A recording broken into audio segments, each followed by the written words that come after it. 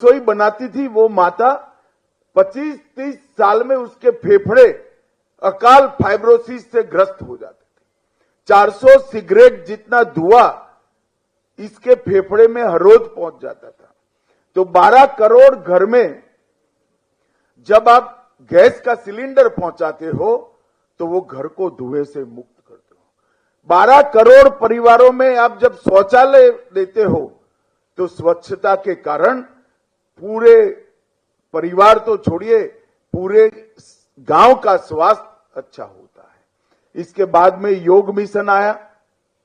योग वो हमारी महान परंपरा है जो दवाई वगैरह के जीवन को सार्थक करती है और सालों से उसको भुला दिया गया था। आज न केवल भारत, पूरा विश्व योग से मानव के मन, शरीर और आत्मा तीनों के स्वास्थ्य के सुधार को स्वीकार करता है। इसके साथ साथ फिट इंडिया मिशन आया, फिर पोषण अभियान आया, क्योंकि ढेर सारी बीमारियों का कारण कुपोषित नागरिक होता है। फिर मिशन इंद्रधनुष आया, जिसके माध्यम से हरेक बच्चे को सभी के सभी टीके लगाकर उसकी रोग प्रतिकारक शक्ति को बढ़ाया गया।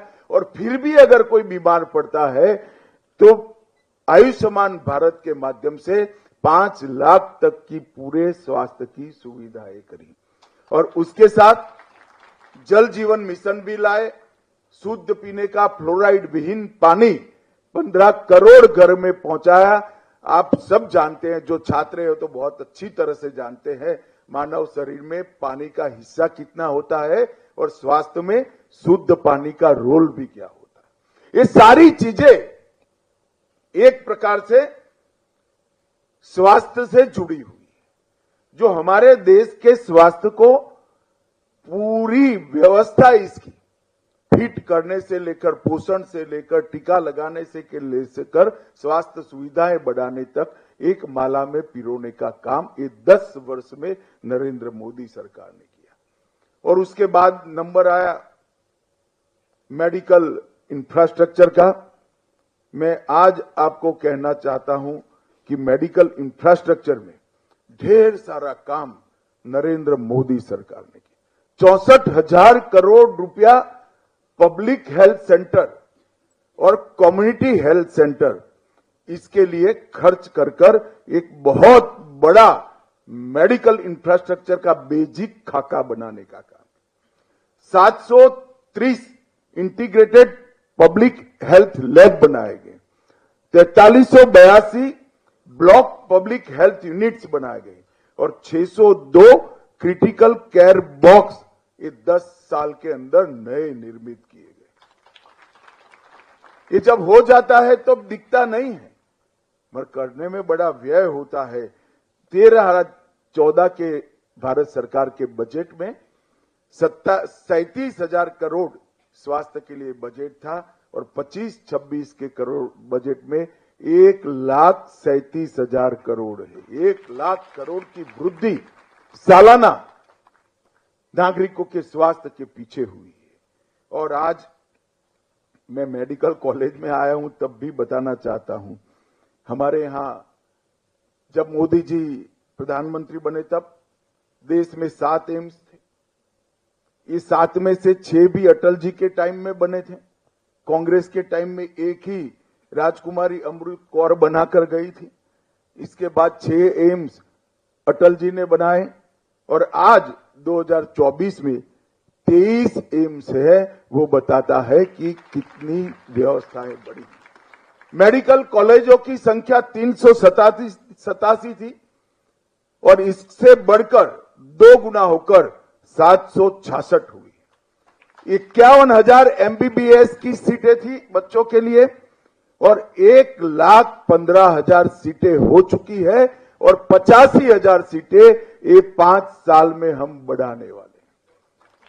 2 लाख सीटें, हर साल 2 लाख बच्चे डॉक्टर बनकर देश के लोगों की सेवा करने के लिए बाहर आएंगे। पीजी की सीट 31,000 थी, उससे बढ़कर 73,000 हुई।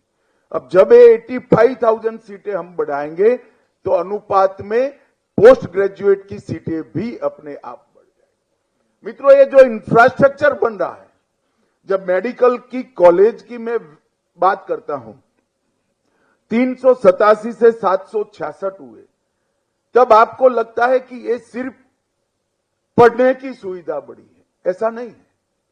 जब एक मेडिकल कॉलेज चलता है तो हम सब रूल्स जानते हैं कि एक फ्री अस्पताल चलाना पड़ता है और 14 के 14 विभाग वो अस्पताल में रखने पड़ते हैं, क्योंकि छात्र को पढ़ाने के लिए अनिवार्य शर्त है। इसका मतलब हुआ इस देश में 766 संपूर्ण अस्पताल फ्री ऑफ कॉस्ट गरीबों का इलाज करने वाले बनाने का काम हो चुका है, जो हमारे हर जिले में, देश के 750 जिले में 766 अस्पताल बने हैं। और भाजपा शासित सभी राज्यों का संकल्प है कि मिनिमम हर जिले में एक अस्पताल बनाया जाए। राजधानी के अंदर 3 है, एक मेडिकल कॉलेज राजधानी के अंदर 3 है तो नहीं गिना जाए। और मुझे विश्वास है कि अगले 5 साल के अंदर देश का एक भी जिला ऐसा नहीं होगा जहां मेडिकल कॉलेज नहीं होगा और फ्री अस्पताल नहीं। ये बहुत बड़ा परिवर्तन भारत के स्वास्थ्य के क्षेत्र में नरेंद्र मोदी सरकार लाई। और जहां जहां डबल इंजनों की सरकार बनी, बहुत तंज कसे जाते हैं हमारे डबल इंजन के मॉडल पर। कैसा कैसे हो सकता है? ऐसा ही होता है, क्योंकि एक समान विचार की पार्टी के लोग जब सिद्धांतों के आधार पर राजनीति करते हैं तो ऐसा ही होता है। इसका बेस्ट उदाहरण है तो हमारा हरियाणा है। ये हरियाणा में सबसे बड़ी बदनामी होती थी नौकरियों के अंदर करप्शन, जातिवाद के कारण। एक सरकार आती थी तो एक क्षेत्र के लोगों को नौकरी मिलती थी, दूसरी सरकार आती थी तो दूसरे क्षेत्र के लोगों, और किसी को फ्री ऑफ कॉस्ट नौकरी नहीं मिलती थी। खर्ची भी चाहिए थी और पर्ची भी चाहिए थी। भारतीय जनता पार्टी की सरकार ने खर्ची और पर्ची के बगैर 80,000 नौकरियां बांटकर ये सिद्ध किया कि लोकतंत्र में जाति के आधार पर राजनीति नहीं करते। हरियाणा के खिलाड़ियों ने ये 10 साल में 3 गुना पदक जीते हैं। ये कोई प्रयास के बगैर नहीं हो सकता। बासमती चावल का सबसे बड़ा निर्यातक छोटा प्रदेश होने के बावजूद 10 साल में हमारा हरियाणा बना। और सेना में हर 10वां जवान एक छोटे से हरियाणा से। सबसे ज्यादा 14 फसलें किसानों की अगर राज्य में एमएसपी पर खरीदी जाती है, 24। सैनी जी बहुत जागरूक है। पहले 14 थी, सैनी जी के लिए ताली बजाओ, उन्होंने 14 से 24 कर दिया। सबसे पहला राज्य अगर कोई है तो हरियाणा है। लाल डोरे के भीतर मालिकाना हक अगर पूरे देश में सबसे पहले किसी ने दिया तो हरियाणा ने दिया। एक भी सरपंच अनपढ़ न हो ऐसा कोई राज्य है तो हमारा हरियाणा है। पंचायतों में महिलाओं की 50% भागीदारी भी महिलाएं ने सुनिश्चित हरियाणा ने करी है। हर एक घर में नल से फ्लोराइड विहीन शुद्ध जल भी हरियाणा ने पहुंचाया है। और सबसे पहला धुआं मुक्त, मतलब एक भी घर में कंडे और टहनियां लकड़ियां नहीं जलाई जाती है, ऐसा राज्य कोई बना तो अपना हरियाणा बना। और सबसे पहला आयुष विद्यालय अगर कहीं बना तो अपने हरियाणा के अंदर। और हरियाणा का बजट हुड्डा साहब शायद कल देखेंगे अखबार में। हुड्डा साहब आप 37,000 का छोड़कर गए थे, हमारे सैनी ने इसको 1 लाख करोड़ तक पहुंचाने का काम किया। 2 लाख करोड़। आज सैनी जी मेरे डेटा को सुधारते ही जा रहे हैं।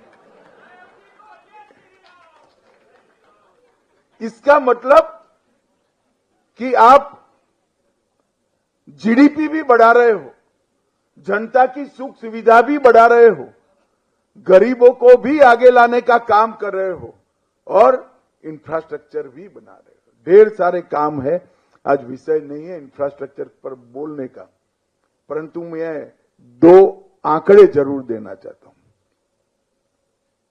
जब 10 साल यूपीए की सरकार थी, तब 10 साल यहां पर भी कांग्रेस की सरकार थी। सोनिया मनमोहन की सरकार चलती थी। 10 साल में हरियाणा को 10 साल में 41,000 करोड़ रुपया दिया और 10 साल नरेंद्र मोदी जी की सरकार चली, हमने 1,43,000 करोड़ रुपया हरियाणा को देने का 3 गुना पैसा दिया। इसके अलावा 1,26,000 करोड़ के इंफ्रास्ट्रक्चर का काम, 72,000 करोड़ के सड़क निर्माण का काम और 54,000 करोड़ का रेलवे का काम अलग से देने का काम भारतीय जनता पार्टी की सरकार। इसमें मैं एयरपोर्ट, मेडिकल कॉलेज, ढेर सारी योजनाएं और गरीब कल्याण की योजनाएं मैं नहीं मानता हूं। एक सबसे पहली इथेनॉल बायो रिफाइनरी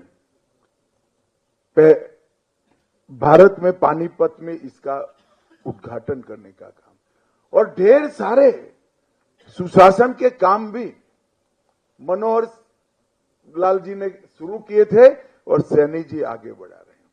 ये सैनी जी, जब आप उनको देखोगे तो बड़े शांत, सौम्य और एक अद्भुत व्यक्तित्व दिखेगा।